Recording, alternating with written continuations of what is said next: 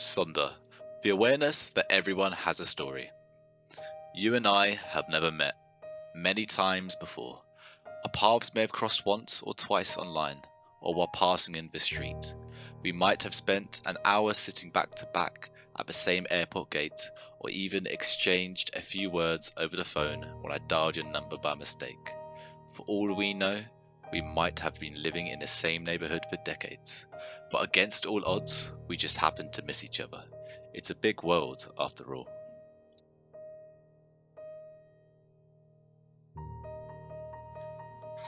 You are the main character, the protagonist, the star at the center of your own unfolding story.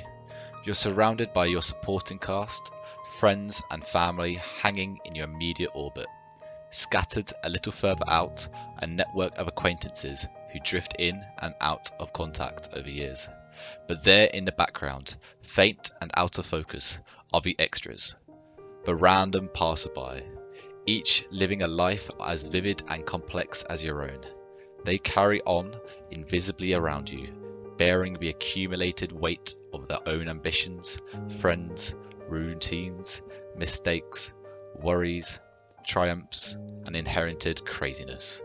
When your life moves on to the next scene, theirs flickers in pace, wrapped in a cloud of backstory and inside jokes, and characters strung together with countless other stories you'll never be able to see, that you'll never know exists, in which you might appear only once, as an extra sipping coffee in the background, as a blur of traffic passing by on a highway, as a lighted window at dusk.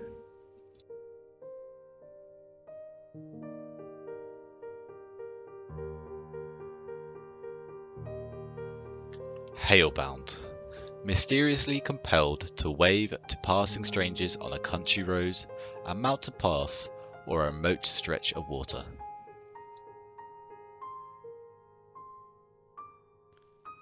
Monocopsis, the subtle but persistent feeling of being out of place, as maladapted to your surroundings as a seal on a beach, lumbering and clumsy, huddled in the company of other misfits, dreaming of life in your natural habitat, a place where you'd be fluidly, brilliantly, and effortlessly at home.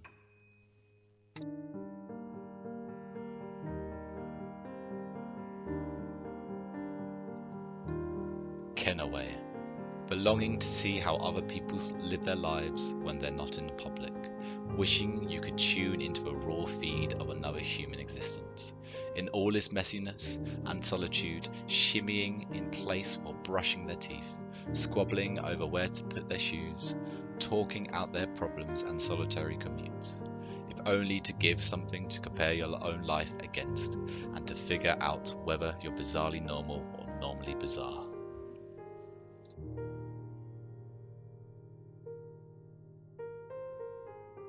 You're just making it up as you go along, knowing that if someone asked you why you do most things, you couldn't really come up with a convincing explanation.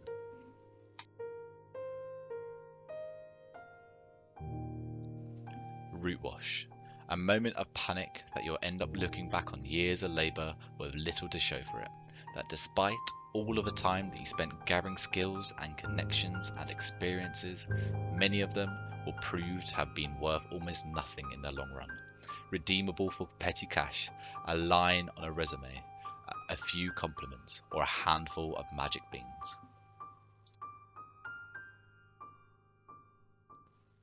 Aisha, the awareness of the infinitesimal role you play in shaping your own society, knowing that whenever you smile at a stranger, pronounce a word a certain way, laugh at a joke, or choose the slightly shinier apple, you are unwittingly helping to construct a world in which you live in, a role both vanishingly small but also somehow daunting, making it that much harder to complain about traffic, knowing you are traffic. Kuwabiko, a state of exhaustion inspired by senseless tragedies and acts of violence, which force you to abruptly revise our expectations of what can happen in this world, trying to prop yourself up like this old scarecrow who's bursting at the seams yet powerless to do anything but stand there and watch.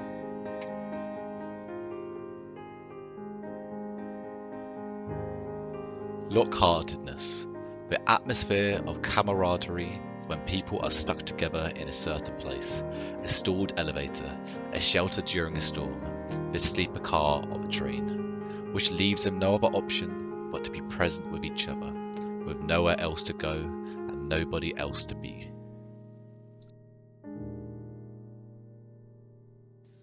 There's an optical illusion that's easy to fall for, even if you know the trick. The more distant you appear from other people, the more invulnerable they appear. You see yourself as you are, with your failures just as clear as your success, but you see most other people on their terms, only from the side that they want you to see, like a statue on a high pedestal, stoic and confident. At the first glance, they've got everything figured out, with every feature set in stone, exactly as they had intended. They appear securely embedded in their own community, wrapped and tightly with their loved ones. Their life seems complete, like a finished work of art. How strange it is that your life is the only one populated by this particular list of characters. Strange to find yourself floating in a sea of swirling billions, only a few of whom that you'll ever get the chance to know and trust.